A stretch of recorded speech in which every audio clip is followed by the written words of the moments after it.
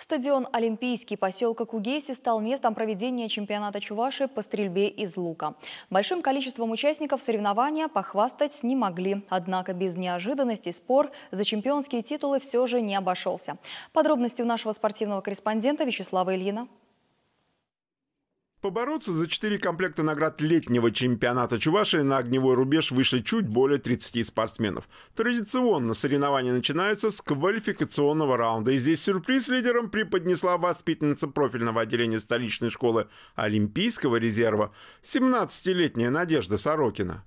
11-классница 31-й школы Ульяновска в стартовом круге показала лучший результат, выбив 678 очков из 720 возможных. Причем ученица Леонида Обмащенко единственной среди всех участников соревнований удалось превысить норматив мастера спорта России.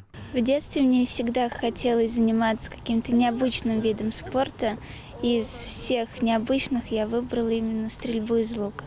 На победном драйве Надежда провела и стрелковую дуэль. В итоге завоевала титул чемпионки Чувашии в стрельбе из блочного лука. А вот у мужчин в этом классе оружия не было равных члену сборной команды страны Роману Ефимову.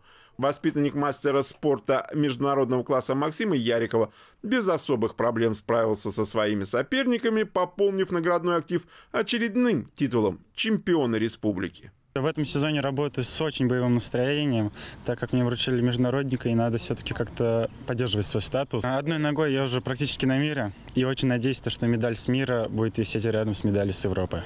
У классиков стрельбы из лука титулы чемпионов завоевали хозяин соревнований подопечной районной спортшколы Александр Елизаров и воспитанница заслуженного тренера СССР Ольги Авдеевой Марина Кириллова. Сезон у нас в разгаре. Чемпионат Чувашии у нас, можно сказать, это один из подготовительных этапов. Это первенство России и спартакиаде России.